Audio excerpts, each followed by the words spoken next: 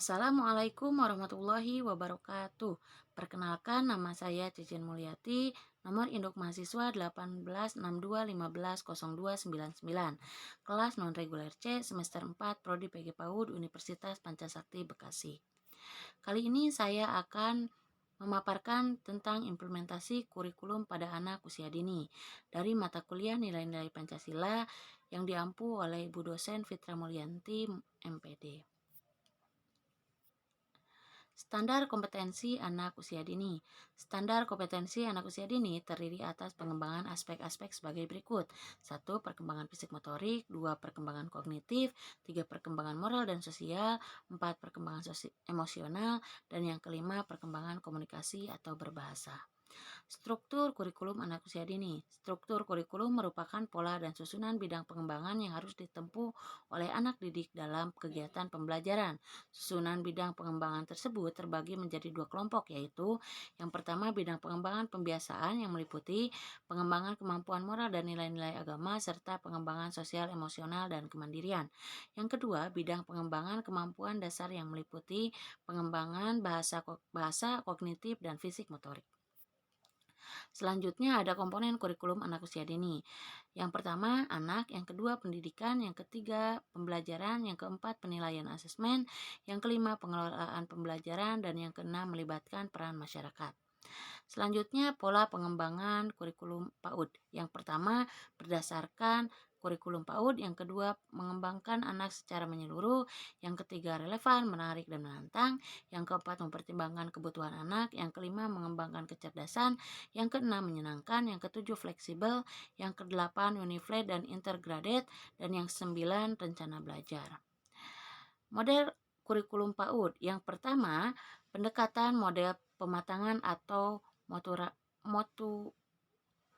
maturation models.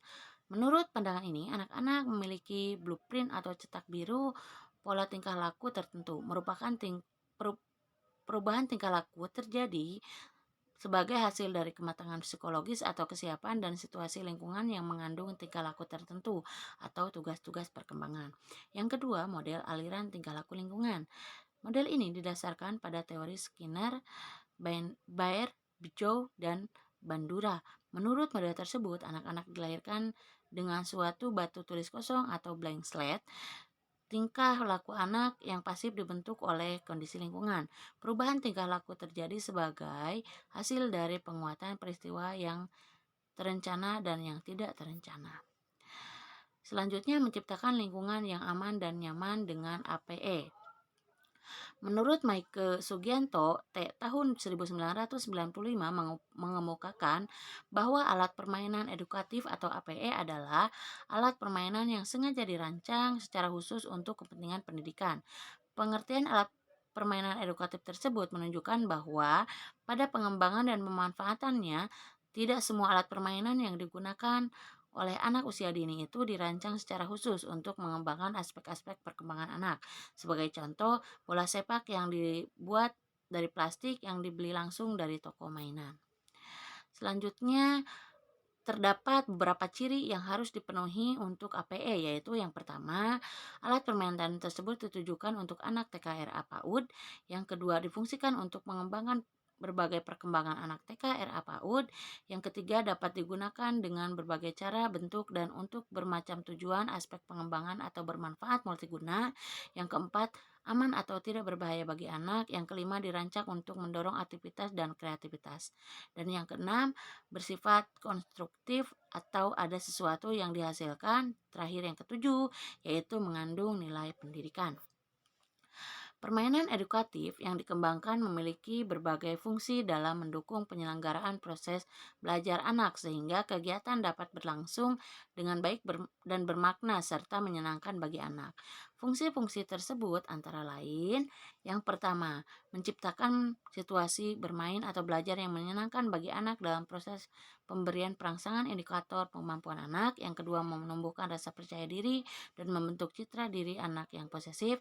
Yang ketiga, memberikan stimulus dalam memberikan perilaku dan pengembangan kemampuan dasar. Pembentukan perilaku melalui pembiasaan dan pengembangan kemampuan dasar merupakan fokus pengembangan pada anak usia dini.